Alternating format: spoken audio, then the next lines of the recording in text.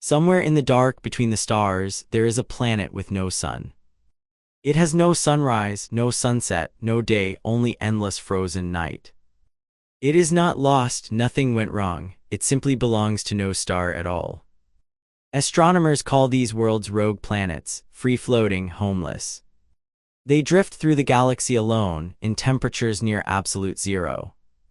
And here is the part that stops your breath: there may be more of them than stars. Billions of them, perhaps trillions, wandering unseen through the black. Some are frozen solid, but a few may hide something impossible: oceans. Liquid water in total darkness, far from any sun, and maybe, just maybe, more. This is one of the strangest ideas in modern astronomy, and it is real. Welcome, you're watching To the Moon and Back. Here we travel to the real places science has found in the dark. Today, the planets that fell out of the light, and what might live on them. Come and stand on a world where the sky has no sun at all. Every planet you have ever known circles a star. Earth circles the sun. The sun gives us light, warmth, seasons, and the steady rhythm of day and night. Take that star away and everything changes, everything goes dark. A rogue planet has no star to hold it, no warmth, no anchor in the sky. Its sky is not blue, it is not even black in the way a night sky is. It is the deep, total dark of interstellar space, lit only by distant suns. The nearest star might be light years away, a cold pinprick giving no heat. On its surface, the temperature can fall to -240 degrees. Cold enough to freeze the very air out of the sky and lay it on the ground as frost. A rogue planet can be small and rocky like Earth, or a giant like Jupiter. Some are several times the mass of Jupiter, almost stars that never caught fire. They are the loneliest objects we have ever found, and they are everywhere. For most of history, we had no idea they existed. How could we? A planet gives off no light of its own, and these have no star to light them up. They are, almost by definition, invisible, dark objects on a dark background. Finding one is like spotting a single black marble tossed into a coal mine. And yet we have found them, dozens confirmed, and signs of billions more. To understand how, you have to understand a trick of gravity and light. A trick that turns an invisible planet into a brief, unmistakable flash. It begins with something Einstein predicted 100 years ago. That gravity does not just pull on matter, it bends light itself. A heavy object warps the space around it, like a weight on a stretched sheet. And light passing nearby follows that curve, bending around the mass. Turn that idea loose in the galaxy, and it becomes a way to see the invisible. It is called gravitational microlensing, and it is how we hunt the dark planets. Here is how it works. Picture a distant star shining steadily far across the galaxy. Now imagine a dark rogue planet drifting, by pure chance, directly in front of it. The planet gives off no light, you would never see it on its own. But its gravity bends the light of the star behind it, like a lens. For a few hours or days, the background star suddenly grows brighter. Then, as the planet drifts on, the star fades back to normal. A brief, perfect pulse of light, a fingerprint of an invisible world. From the shape of that pulse, astronomers can weigh the unseen planet. Telescopes now watch millions of stars at once, waiting for these flashes. And the flashes come, again and again and again. Each one, a lonely planet caught in the act of crossing the light. When astronomers counted them, the result was staggering. There seem to be roughly as many rogue planets as there are stars. Later studies pushed the number higher, perhaps many times more than the stars. Our galaxy alone holds hundreds of billions of stars, which means it may hold trillions of rogue planets wandering in the dark. More homeless worlds than there are grains of sand on all of Earth's beaches. They fill the space between the stars, the galaxy is crowded with them. The empty dark you look up at is not empty at all. It is full of silent, frozen planets, each one a world in its own right. Some may once have had skies and storms and even oceans of their own. So where do they come from? How does a planet end up with no star? There are two answers, and both are a little terrifying. The first, they were born in a family and then violently thrown out. The second, they were born completely alone and never had a star to begin with. Start with the violent one, the exile. Every planetary system begins as chaos, a young star ringed with gas and dust. Out of that disk, planets slowly grow, sweeping up rock and ice. But in the early days, there are often too many giants crowded too close. Their gravity tugs at one another, orbits wobble, the system turns unstable. Then one day, two giants pass too close, and gravity does something violent. One planet is flung inward, the other is slingshotted outward hard. Faster and faster until it breaks free of its star's grip entirely. And just like that, a world is exiled, cast into interstellar night forever. It takes its heat, its atmosphere, maybe its moons, but it loses its sun. Our own solar system may have done this long ago. Some models say the young sun had a fifth giant planet, and that it was thrown out to steady the orbits of the ones that remained. If so, we have a lost sibling out there, a planet that was born beside Earth, drifting the dark for 4 billion years, further with every passing age.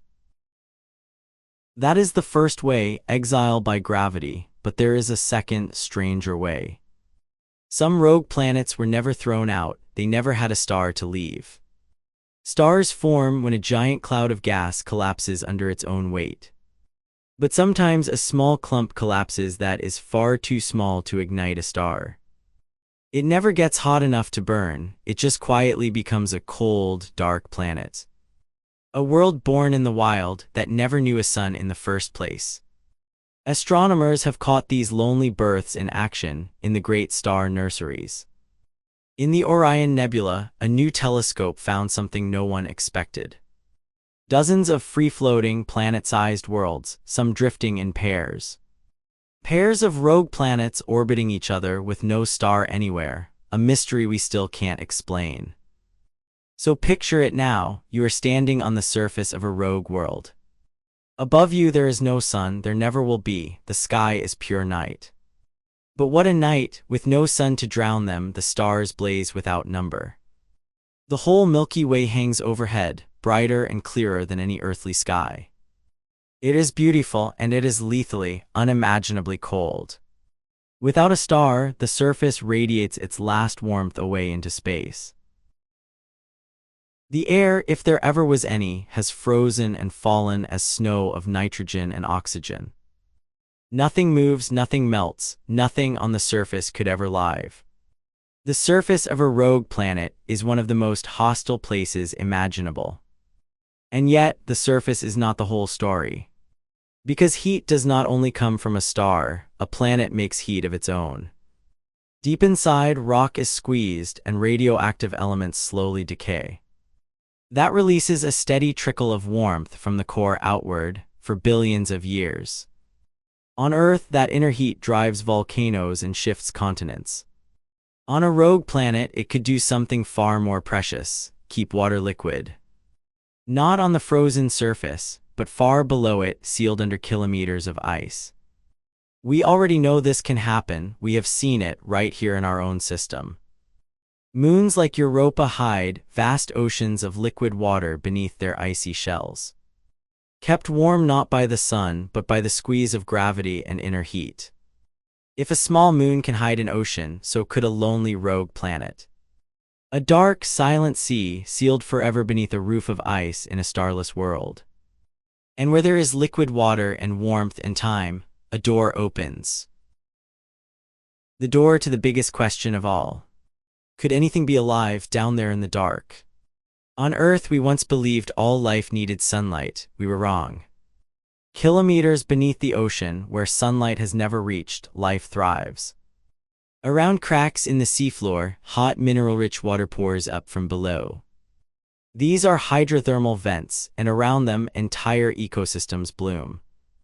No sunlight, no plants, life powered entirely by the chemistry and heat of the planet. It was one of the most important discoveries in the history of biology. Life does not strictly need a star, it needs energy, water, and chemistry. And a rogue planet's hidden ocean could offer all three. Warmth from the core, water kept liquid by that heat, minerals from the rock. Sealed under ice, that ocean would be shielded from the deadly cold above. Shielded too from radiation, a safe, stable, dark cradle lasting billions of years. It is one of the few places life might endure with no sun at all. Some scientists think a thick hydrogen atmosphere could help even more. A dense blanket of hydrogen would trap the planet's inner heat like a greenhouse. It could keep even the surface above freezing, liquid water out in the open dark. Imagine an ocean world drifting between the stars, warm beneath a black sky. Waves lapping in starlight, a sea that has never seen a sunrise. We do not know if any rogue planet is truly like this, not yet. But nothing in physics forbids it, the ingredients are all real. And with trillions of rogue worlds out there, the odds are worth thinking about. Somewhere in the dark, one of them may be quietly, secretly alive. A living world with no star that no one has ever seen. It is a staggering thought, and it leads to one more closer to home. Could a rogue planet ever come here? Rogue planets are not fixed in place, they drift slowly across the galaxy. Over millions of years, their paths wander through interstellar space. And every so often one may pass near a star system, even ours. The good news, space is so vast that a direct hit is almost unimaginably rare. The distances between stars are so huge that near misses are extraordinarily unlikely. But not impossible, and a close pass would be felt. A large rogue planet drifting through could tug on the orbits of the planets. It could fling comets inward from the edge of the system. Over its history, our solar system has almost certainly had such visitors. Distant, silent flybys that rearranged the outer dark and moved on. We have even caught smaller wanderers passing through in recent years. Visitors from other stars sweeping past the sun and vanishing again into the dark. Each one a reminder our system is not sealed off, the galaxy drifts through it. One day our telescopes may spot a true rogue planet gliding silently past. A whole world passing in the night that belongs to no one and nothing. And maybe one distant day we will send a probe to meet one. To land on a world with no sun and drill down toward a hidden sea. To ask that sea the oldest question of all, are we alone? Until then they drift on, unseen, uncounted in the dark all around us. Which brings us back to the sky above your own head. Tonight when you look up, the darkness between the stars will look empty. It is not, it is crowded with silent, wandering worlds. Frozen giants, rocky exiles, lost siblings of planets like our own.